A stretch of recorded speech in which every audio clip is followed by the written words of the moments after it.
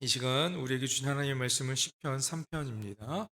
시편 3편의 말씀, 오늘도 오디오 성경을 함께 묵상하도록 하겠습니다. 다윗이 그의 아들 압살롬을 피할 때 지은 시.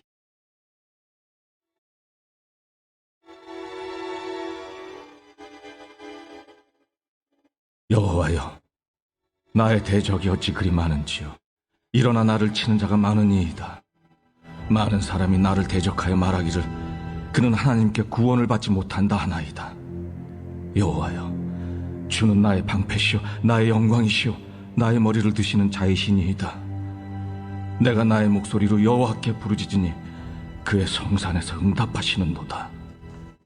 내가 누워 자고 깨었으니 여호와께서 나를 붙드심이로다. 천만인이 나를 에워싸 진친다 하여도 나는 두려워하지 아니하리이다. 여호와여, 일어나소서. 나의 하나님이여, 나를 구원하소서.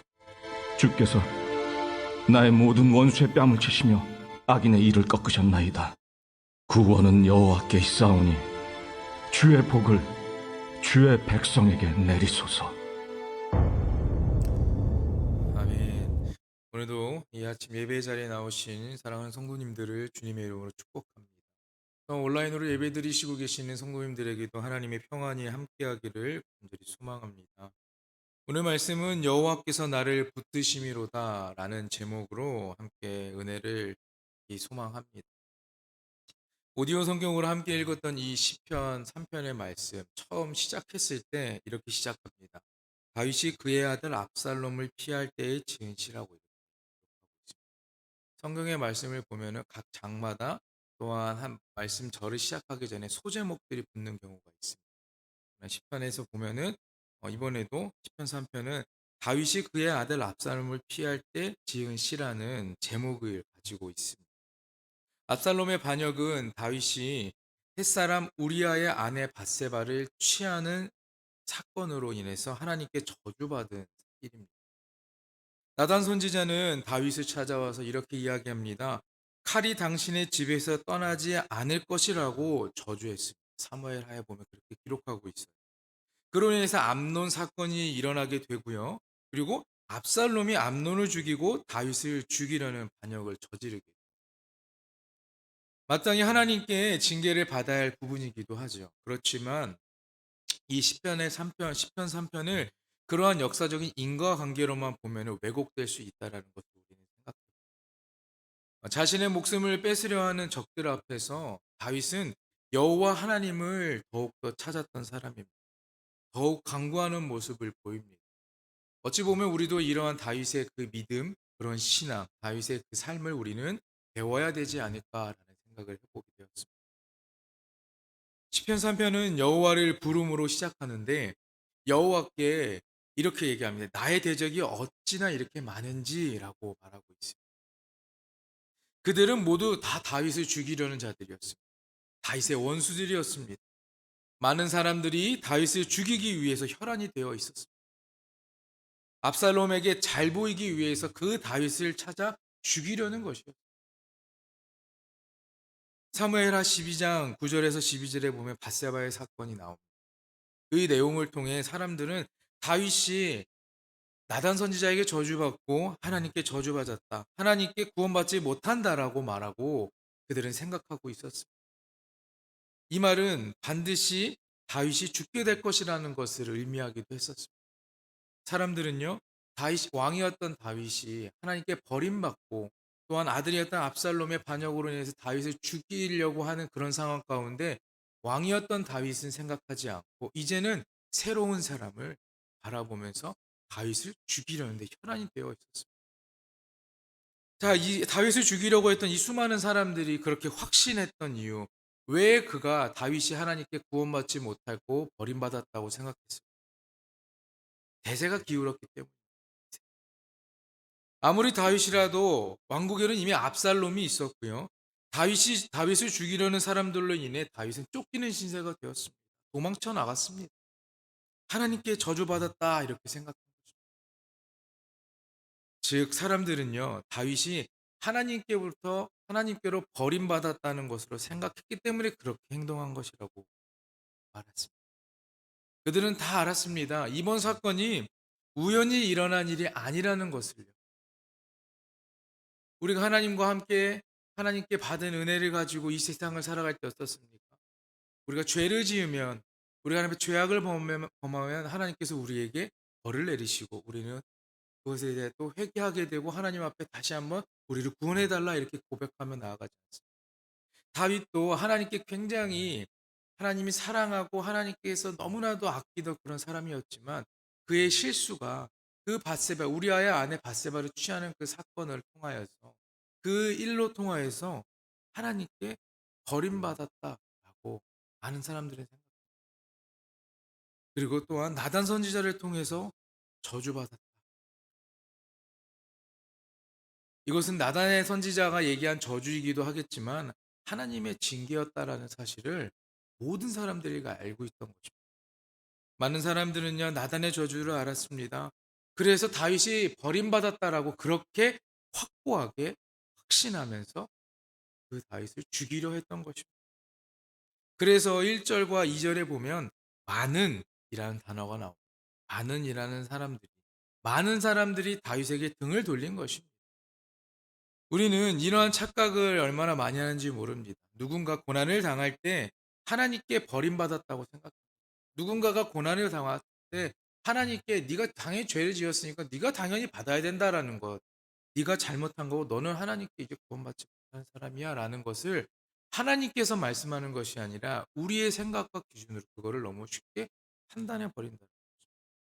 그래서 오히려 그를 더 멸시하기 시작하고요. 더 그에게 고난을 안겨주고 더 아픔을 주는 것입니다. 더 괴롭게 하는 것이죠. 누군가 하나님께 고난을 받는다고 해서 그를 미워하거나 핍박해서는 안 됩니다. 왜냐하면 고난을 주는 것은 바로 하나님이시기 때문입니다. 우리가 아닌 하나님이기 때문에. 그래서 사람인 우리가 해야 할 일은 무엇입니까? 하나님께 고난받고 아파하는 사람들이 있으면 그들을 위로하고 격려해 줘야 되는 것입니다. 1, 2절에서 침울했던 다윗에게 갑자기 반전의 일이 일어나게 됩니다. 하나님을 고백하며 확신하기에 이르는데요. 단지 이 두 구절에 불과한 1절과 2절의 시간은요. 결코 짧은 시간에 일어난 사건을 기록한 것은 아닙니다. 다윗은 잠시 동안 절망의 나락에 떨어져 있었지만 다시 기운을 차리고 하나님을 바라보게 됩니다. 그리고 그동안 자신과 함께 해온 여호와 하나님에 대한 믿음, 그 믿음에 확신이 쌓이기 시작합니다. 3절에 다윗이 고백한 하나님이 나오고 있습니다. 세 가지가 나옵니다. 첫 번째는 방패, 두 번째는 영광, 세 번째는 머리. 이렇게. 자, 첫 번째 방패는 무엇입니까? 누군가 나를 공격해 올 때, 그 공격해 오는 것이 무기일 수도 있고 그 사람일 수도 있지만 그 공격해 오는 것을 보호하는 기능을 하고 있지 않습니까? 현재 적들이 다윗을 죽이려 합니다. 그런 상황 가운데 여호와 하나님께서는 다윗의 방패가 되어주고 계시는 것입니다. 이 방패 되어주심은 굉장한 적절한 표현이라고 저는 생각합니다. 다윗이 들었던 첫 번째 생각은요. 하나님께서 나를 보호하고 계시는구나. 하나님께서 나를 보호하고 계시는구나. 내가 물론 죄를 지었고 내가 하나님 앞에 몹쓸 짓을 하였지만 나단 선지자의 그 말을 듣고 나는 다시 한번 하나님께 회개했고 하나님 앞에 다시 나아갔을 때 하나님께서 나를 여전히 보호하고 계시는 것을 다윗은 생각하고 느낄 수 있었다라는 이런 생각이 들고 이런 마음이 들자 그 다윗의 마음은 어땠을까? 평안해지기 시작했습니다. 평안해지기 시작. 누군가에게 쫓기고 도망가고 불안하고 내 목숨을 뺏어가려고 하는 사람들과 마주치지는 않을까 하는 그런 생각이 긴장하고 두려운 마음 가운데에서 숨고 무서운 마음 가운데에서 있었겠지만 하나님께서 나를 여전히 보호하고 계시는구나라는 그런 마음이 드는 순간 그의 마음이 평안해졌다라는 거죠. 두 번째 하나님을 영광이라고 표현합니다. 나의 영광은요 회복의 의미를 가지고 있습니다. 문법적으로 보면 내가 영광을 돌리는 예의 뜻을 가지고 있지만 문맥상 하나님께서 다윗의 영광을 회복시키는 것으로 보는 것이 더 맞을 것 같아요. 영광을 회복한다는 말은요 명예와 평판을 의미합니다.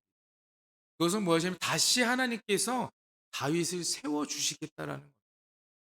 하나님께서는 다윗을 크게 사용하셨습니다. 그렇죠. 그렇기 때문에 우리가 아는 것처럼 다윗은 굉장히 우리가 신앙적으로나 모든 면에서 배울 것이 있는 사람이고 하나님의 보기에 참 흠이 없고 합당한 사람이었고 하나님께서 참 아끼고 사랑했던 사람입니다.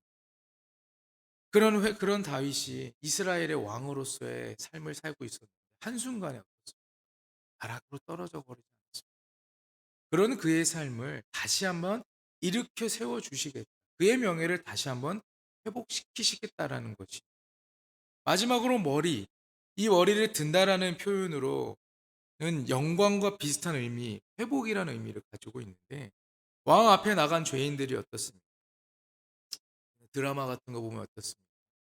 왕 앞에 서면 신하들은 다 고개를 숙이고 특히 죄인들은 다 고개를 숙이고 있습니다. 그러나 왕이 그들에게 고개를 들라 이렇게 이야기하고 면 그것은 단지 그냥 고개를 드는 것이 아니라 그들을 용서하고 그다음에 화해하며 또한 그들을 인정한다라는 뜻을 가지고 있습니다. 하나님께서는 다윗의 머리를 들게 하셨습니다. 그것은 다시 한번 다윗을 인정하고 다시 한번 다윗의 그 죄를 용서해 주시겠다라는 것입니다. 압살롬을 피해 급히 달아났을 때 다윗은요 차마 고개조차도 들지 못하고 머리를 가리고 올라갔습니다. 이제는 여호와께서 다윗의 머리를 다시 한번 들게 하심으로써 구원하시고 그의 명예를 회복하실 것을 확신하는 거죠.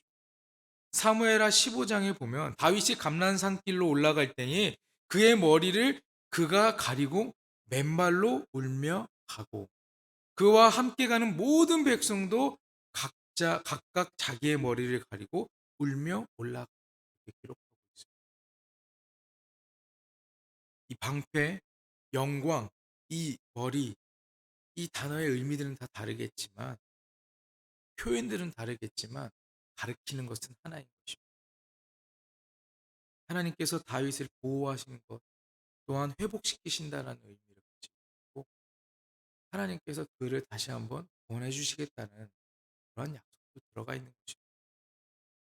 하나님에 대한 확신이 있었습니다. 다윗은 그 확신에 이어 기도의 응답의 확신으로 이어져 갔습니다. 시편 2편에서는요. 하나님은 하늘에 계셨습니다. 그러나 이제는 그의 성산에 계신다고 4절에 기록. 이 성산은 무엇을 의미하냐면 예루살렘입니다. 압살롬의 반역으로 인해서 예루살렘에서 쫓겨난 다윗에게 그의 성산, 잃어버린 곳을 의미합니다. 그의 성산, 예루살렘을 의미하는 것이죠. 그러나 그곳으로 다시 돌아갈 수 있게끔 하나님께서 그의 삶을 회복시키겠다라는 것입니다. 그래서 하나님께서는 하늘에 계셨지만 이제는 그의 성산 예루살렘에 계셔서 다윗을 다시 한번 그곳으로 돌아갈 수 있게끔 하시겠다라는 말씀. 다윗은 도망쳐 나왔지만 여호와 하나님은 여전히 그곳에 계셨습니다. 하나님은 묵묵히 변함없이 그곳을 지키고 계십니다. 또한 그곳을 지키고 계실 뿐만 아니라 기도에 응답해 주고 계십니다. 우리의 삶에 문제가 있으면 어떻습니까? 그 문제를 해결함에 두려움이 있으면 우리를 그거는 해결하지 못하고 도망갈 때도 있습니다. 밀어놓을 때도 있습니다. 그러나 우리가 그것에 두려워하고 도망갈 때 하나님은 그 자리에서 우리가 다시 돌아오기를 기다리고 계십니다. 다시 한번 우리를 당겨주시고 그곳에서 우리가 회복할 수 있게끔 다시 그 자리로 설 수 있게끔 만들어 주신다는 것입니다. 기도가 응답되었다는 확신에 이르는 그런 다윗은 드디어 마음과 육의 평안을 얻게 돼요. 적들이 둘러싸고 다윗의 목숨을 노렸지만 그럼에도 불구하고 다윗은 내가 누워 자고 깨었다 이렇게 고백합니다. 누워서 자고 깨었다라는 것은 어떤 것이에요? 그냥 저 아무 생각하지 않고 그렇게 편하게 잠을 잤다라는 것입니다. 누군가 나의 목숨을 노리고 있는데 그게 과연 가능할까요? 도망쳤고 그곳에 피해 있고 나를 쫓는 사람들이 있기 때문에 어떻게 될지 모르는 그런 상황 가운데 다윗은 이미 하나님께 다시 한번 회복에 하나님께서 구원해 주신다는 약속과 또한 하나님께 기도했을 때 하나님께서 응답하심을 듣고 그의 마음 가운데에서는 그 어떤 두려움과 걱정과 그런 것들은 다 사라지고 하나님께서 주신 따뜻한 평안만이 남았다라는 여러분, 하나님과 친밀한 사람은요, 언제나 평안한 사람입니다. 평안하고 밝고 긍정적인 사람이에요. 그리고 어떠한 상황 속에서도 하나님께서 최선을 다해 행하실 것을, 우리를 위해 모든 것을 행하실 것을 알고 있는 것입니다. 그렇기 때문에 하나님과 친밀한 사람은 평안할 수밖에 없는 것입니다. 사람의 힘으로 적들을 모두 막을 수가 없을 것입니다. 마치 사도행전의 베드로처럼 달콤한 잠을 자고 있습니다. 하나님을 의지하는 자들은 평안을 선물로 받는다, 이렇게 얘기합니다. 잠언 기자는 완전한 지혜를 소유한 자들에게 평온한 잠을 허락하신다라고 말합니다.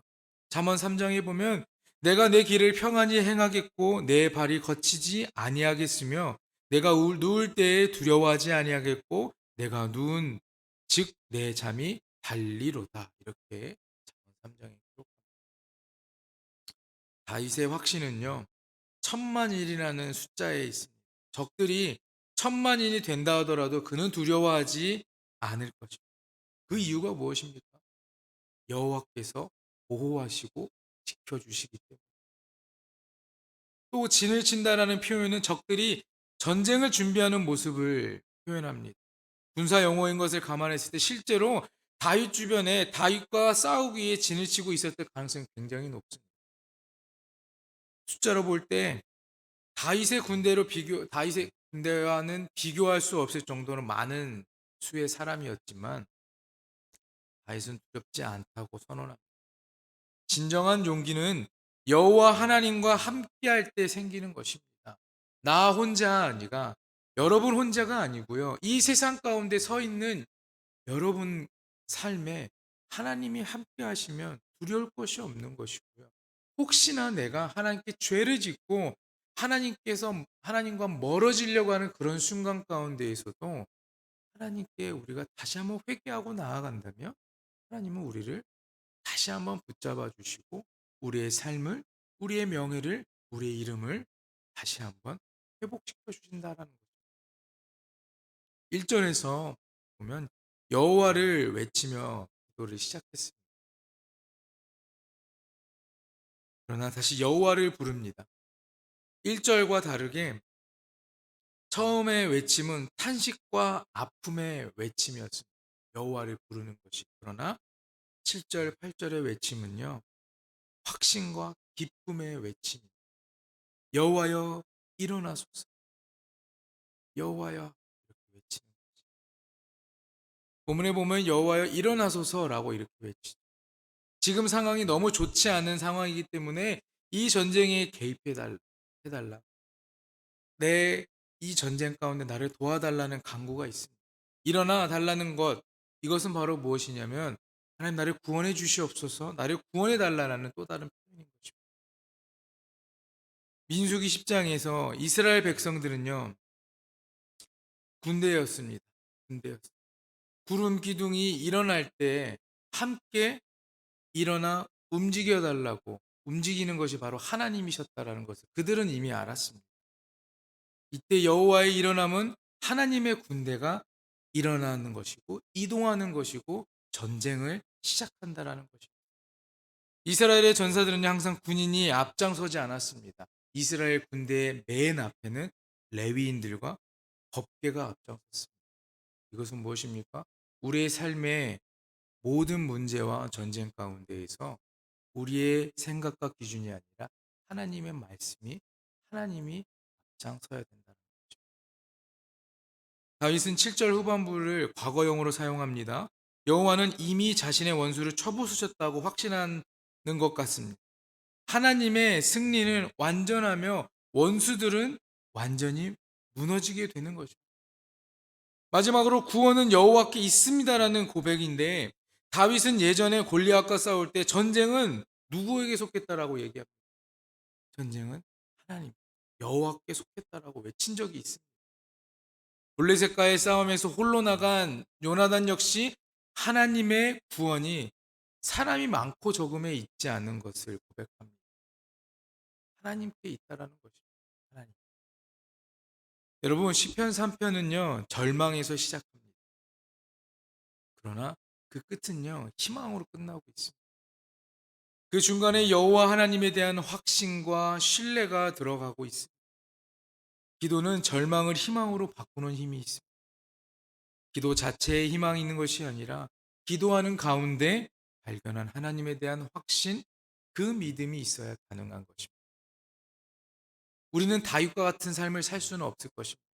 그러나 우리가 살아가는 삶에 우리도 인간이기에 실수를 하게 될 것이고, 하나님 보시기에 야, 너 그 잘못했다라는 그러한 말을 듣고 또한 고난을 받을 수도 있을 것입니다. 그러나 우리가 그런 삶을 받았을 때, 그러한 삶에 처했을 때 내가 모든 것을 포기하는 것이 아니라 하나님을 더욱 의지하는 여러분들이 되기를 소망합니다. 하나님께 기도하시고요, 하나님만 찾으시고요, 여호와께 모든 것을 다 이루어 달라, 구해 달라 간구하는 여러분 되시길 간절히 소망합니다. 그러면 이제 하나님께서는 우리를 포기하지 않고 계속해서 우리를 향해 손을 내미시고 계신다는 거죠. 여호와께서 우리를 붙드시고 계신다는 것을 여러분들이 잊지 않고 늘 이 세상 가운데 살아가시기를 간절히 소망합니다. 다윗처럼 목숨이 위태로운 상황 가운데에서 하나님이 나와 함께 하신다라는 그런 믿음이 생기고 확신이 생기니 평안이 생기지 않습니다. 여러분도 삶 가운데 문제가 해결되지 않는 것에 대해서 걱정하고 스트레스 받고 두려워하고 아파하고 슬퍼할 때 하나님께 기도하시고, 그냥 기도하는 것이 아니라 하나님께서 내 기도에 응답해 주시겠다라는 확신을 가지고 나아가시는 사랑하는 복의 성도님들 모두가 되기를 주님의 이름으로 간절히 축원합니다. 기도하겠습니다. 사랑의 주님, 오늘도 주님 앞에 나왔습니다. 우리의 삶은 연약함이 가득합니다. 우리는 실수도 너무나 많이 합니다. 그러나 그런 순간 가운데에서도 하나님께서 우리를 붙잡고 계신다는 것을 우리가 늘 기억할 수 있게 하시고, 내가 하나님을 놓지 않고 하나님도 나의 손을 놓지 않는 그런 연결고리가 계속해서 이어질 수 있도록 주님께서 우리에게 복을 허락하여 주시옵소서. 우리의 믿음이 연약할 수도 있지만 하나님께서 나와 함께 하신다, 여호와께서 나를 붙들어 주신다라는 그런 믿음, 그런 확신을 가지고 살아가는 우리 모두가 되어서 정말 내 삶에 찾아오는 삶의 모든 문제들, 고통들, 괴로움들을 우리가 주님의 이름으로, 주님을 믿고 나아가는 그 마음으로 승리하고 우리 삶에 주님께서 주시는 평안함이 가득할 수 있도록 하나님 함께하여 주시옵소서. 오늘 이 아침도 하나님 앞에 드리는 예물이 있습니다. 1천 번째의 예물이, 또한 감사의 예물이 있습니다. 하나님, 이 기도의 제목들을 주님께서 들어주시고 하나님께서 함께하여 주셔서 이 기도의 제목이 속히 이루어지는 역사가 있게 하여 주시옵소서. 또한 감사를 드리는 이 마음을 주님 받아주시고 이 드리는 손길에 하나님께서 크신 복을 허락하여 주시옵소서.